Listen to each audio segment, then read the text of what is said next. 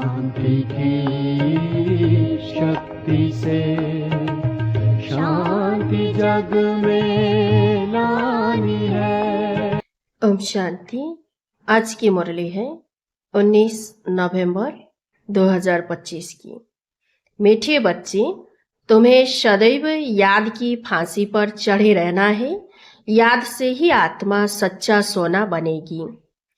प्रश्न, कौन सा बल क्रिमिनल आंखों को फौरन ही बदल देता है? उत्तर, ज्ञान के तीसरे नेत्र का बल जब आत्मा में आ जाता है तो क्रिमिनलपन समाप्त हो जाता है। बाप की श्रीमत है, बच्चे तुम सब आपस में भाई भाई हो, भाई बहन हो। तुम्हारी आंखें कभी भी क्रिमिनल हो नहीं सकती। तुम सदैव याद की मस्ती में रहो। वाह तकदीर वाह, हमें भगवान पढ़ाते हैं। ऐसे विचार करो तो मस्ती चढ़ी रहेगी। ओम शांति। मीठे मीठे रूहानी बच्चों प्रति रूहानी बाप समझा रहे हैं। बच्चे जानते हैं कि रूहानी बाप जो भी आत्माएं ही है वह परफेक्ट है। उनमें कोई भी जंक यानी कट लगा हुआ नहीं है। शिव बाबा कहेंगे मेरे में जंक है? बिल्कुल नहीं। इस दादा में तो पूरी जंक थी। इनमें बाप ने प्रवेश किया है तो मदद भी मिलती है। मूल बात है 5 विकारों के कारण आत्मा पर कट चढ़ने से इम्प्योर हो गई है। तो जितना जितना बाप को याद करेंगे कट उतरती जाएगी। भक्ति मार्ग की कथाएं तो जन्म जन्मांतर सुनते आए हो। यह तो बात ही निराली है। तुमको अब ज्ञान सागर से ज्ञान मिल रहा है। तुम्हारी बुद्धि में एम ऑब्जेक्ट है और कोई भी सत्संग आदि में एम ऑब्जेक्ट नहीं है। ईश्वर सर्वव्यापी कह मेरी ग्लानि करते रहते हैं ड्रामा प्लान अनुसार। मनुष्य यह भी नहीं समझते कि यह ड्रामा है। इसमें क्रिएटर डायरेक्टर भी ड्रामा के बस है। भल सर्वशक्तिमान गाया जाता है, परंतु तुम जानते हो वह भी ड्रामा के पट्टे पर चल रहे हैं। बाबा जो खुद आकर बच्चों को समझाते हैं, कहते हैं मेरी आत्मा में अविनाशी पाठ नोंधा हुआ है, उस अनुसार पढ़ाता हूँ। जो कुछ समझाता हूँ ड्रामा में नोंद है। अभी तुमको इस पुरुषोत्तम संगम युग पर पुरुषोत्तम बनना है। भगवानु बात है ना। बाप कहते हैं तुम बच्चों को पुरुषार्थ कर यह लक्ष्मी नारायण बनना है। ऐसा और कोई मनुष्य कह न सके कि तुमको विश्व का मालिक बनना है। तुम जानते हो हम आए ही है विश्व का मालिक नर से नारायण बनने। भक्ति मार्ग में तो जन्म जन्मांतर कथाएं सुनते आते हैं। समझ कुछ भी नहीं थी, अभी समझते हो। बरोबर इन लक्ष्मी नारायण का राज्य स्वर्ग में था, अब नहीं है। त्रिमूर्ति के लिए भी बच्चों को समझाया है। ब्रह्मा द्वारा आदि सनातन देवी देवता धर्म की स्थापना होती है। सतयुग में यह एक धर्म था और कोई धर्म नहीं थे। अभी वो धर्म नहीं है, फिर से स्थापना हो रही है। बाप कहते हैं मैं कल्प कल्प के संगम युग पर आकर तुम बच्चों को पढ़ाता हूँ। यह पाठशाला है ना। यहाँ बच्चों को कैरेक्टर भी सुधारने हैं, 5 विकारों को निकालना है। तुम ही देवताओं के आगे जाकर गाते थे आप सर्वगुण संपन्न, हम पापी हैं। भारतवासी ही देवता थे। सतयुग में यह लक्ष्मी नारायण पूज्य थे, फिर कलयुग में पुजारी बने, अभी फिर पूज्य बन रहे हैं। पूज्य सतोप्रधान आत्माएं थी, उनके शरीर भी सतोप्रधान थे। जैसी आत्मा वैसा जेवर। सोने में खाद मिलाई जाती है तो उनका भाव कितना कम हो जाता है। तुम्हारा भी भाव बहुत उच्च था, अभी कितना कम भाव हो गया है। तुम पूज्य थे, अब पुजारी बने हो। अब जितना योग में रहेंगे उतना कट उतरेगी और बाप से लब होता जाएगा। खुशी भी होगी। बाबा साफ कहते बच्चे चार्ट रखो कि सारे दिन में हम कितना समय याद करते हैं। याद की यात्रा यह अक्षर राइट है। याद करते करते कट निकलते निकलते अंतमति सोगति हो जाएगी। वो तो पंडे लोग यात्रा पर ले जाते हैं, यहाँ तो आत्मा खुद यात्रा करती है। अपने परमधाम जाना है, क्योंकि ड्रामा का चक्र अब पूरा होता है। यह भी तुम जानते हो कि यह बहुत गंदी दुनिया है। परमात्मा को तो कोई भी नहीं जानते, न जानेंगे। इसलिए कहा जाता है विनाश काले विपरीत बुद्धि। उन्हों के लिए तो यह नरक ही स्वर्ग के समान है। उन्हों की बुद्धि में यह बातें बैठ न सके। तुम बच्चों को यह सब विचार सागर मंथन करने के लिए बहुत एकांत चाहिए। यहाँ तो एकांत बहुत अच्छी है, इसलिए मधुबन की महिमा है। बच्चों को बहुत खुशी होनी चाहिए। हम जीव आत्माओं को परमात्मा पढ़ा रहे हैं। कल्प कल्प भी ऐसे पढ़ाया था। श्री कृष्ण की बात नहीं, वो तो छोटा बच्चा था। वह आत्मा, यह परमात्मा, पहले नंबर की आत्मा श्री कृष्ण, सो फिर लास्ट नंबर में आ गई है तो नाम भी अलग हो गया। बहुत जन्मों के अंत के जन्म में नाम तो और होगा ना। कहते हैं यह तो दादा लेखराज है, यह है ही बहुत जन्मों के अंत का जन्म। बाप कहते हैं मैं इनमें प्रवेश कर तुमको राजयोग सिखला रहा हूँ। बाप किसमें तो आएंगे ना। शास्त्रों में यह बातें नहीं है।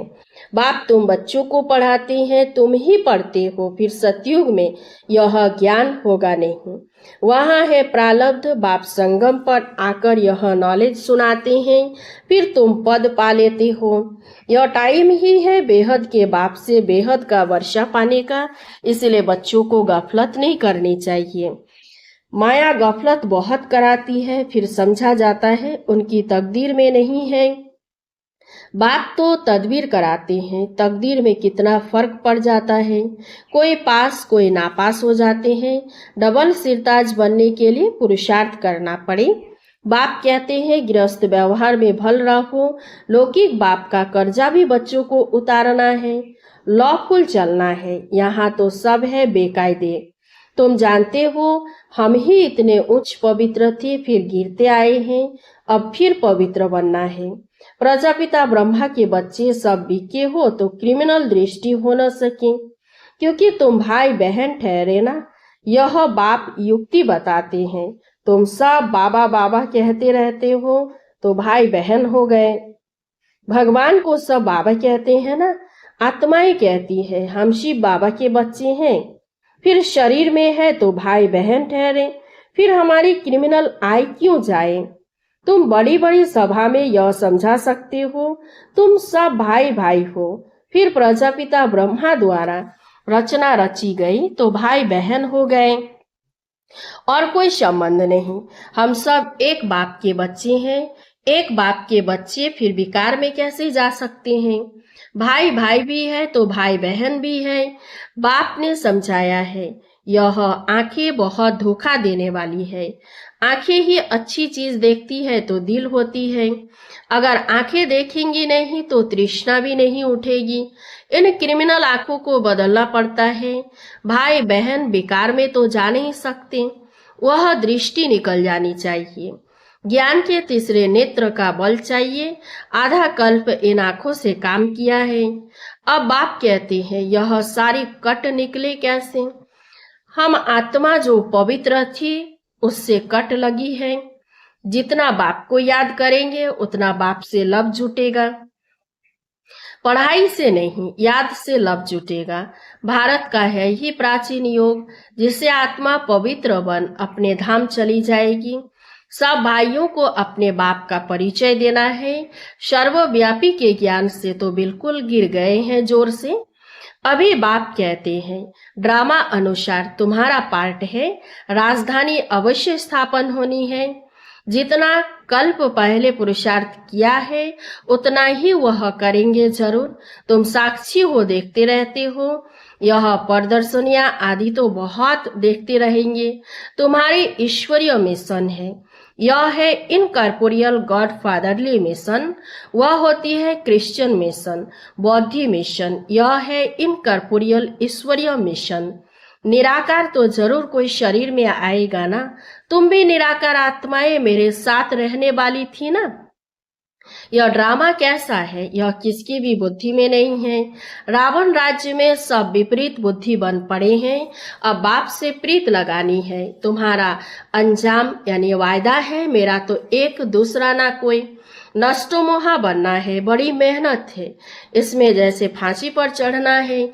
बाप को याद करना माना फांसी पर चढ़ना। शरीर को भूल आत्मा को चले जाना है बाप की याद में। बाप की याद बहुत जरूरी है, नहीं तो कट कैसे उतरेगी। बच्चों के अंदर में खुशी रहनी चाहिए।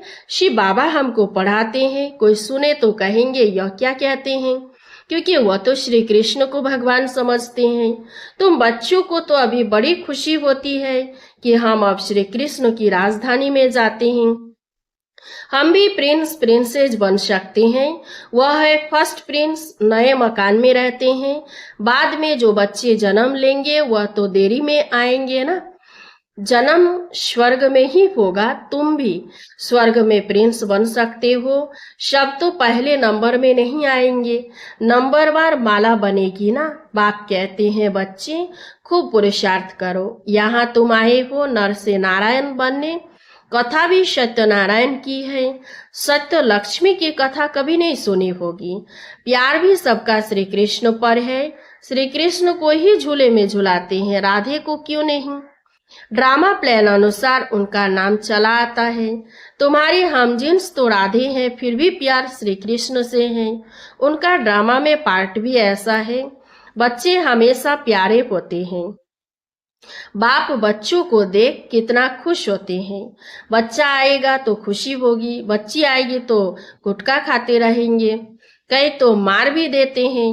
रावण के राज्य में कैरेक्टर्स का कितना फर्क हो जाता है। गाते भी है आप सर्वगुण संपन्न हैं, हम निर्गुण हैं।